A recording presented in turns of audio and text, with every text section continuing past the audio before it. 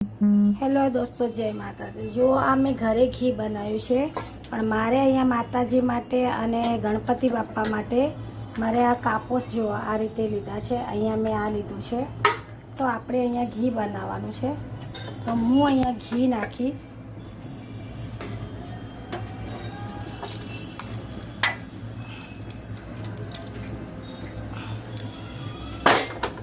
અને મારી પાસે અહીંયા આગળ છે ને આ મીણ પડ્યું છે, તો મારે અહીંયા વેચાતું લાવવાની જરૂર નથી।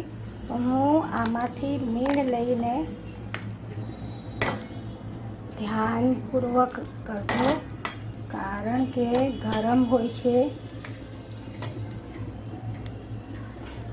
અને હું અહીંયા થોડી હળદર નાખીશ, અને અહીંયા આગળ પરફ્યુમ લીધું છે, તો પરફ્યુમ આપણે પછી નાખવાનું છે, ઘી ગરમ થાય એટલે ધ્યાન રહીને ધીમે ધીમે ગરમ કરવાનું છે આ મેળને, અને આપણે એના દીવા બનાવવાના છે।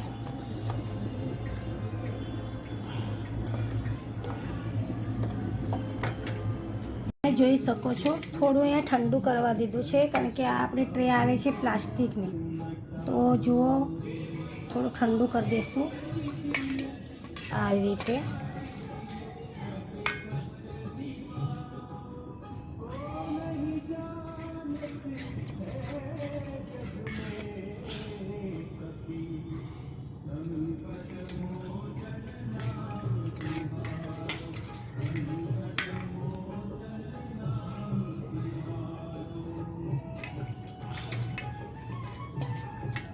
તો આ રીતે આપણે મારી અહીંયા એક જ ટ્રે છે, તો હું પહેલાં એક ટ્રેમાં બનાવીશ।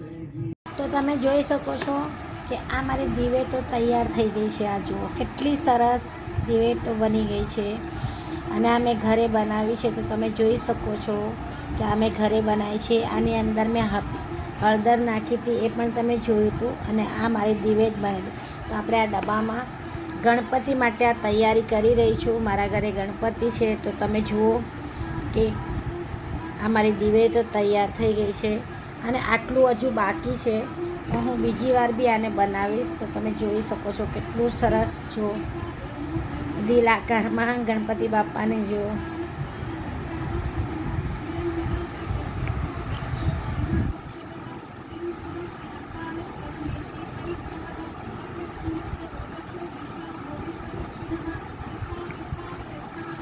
તો હું આ ડબ્બો ભરીને આવી રીતે દિવેટ બનાવવાની છે। તો તમે બી ઘરે આપણા ઘરે જાતે જ આવી દિવેટો બનાવી શકો છો।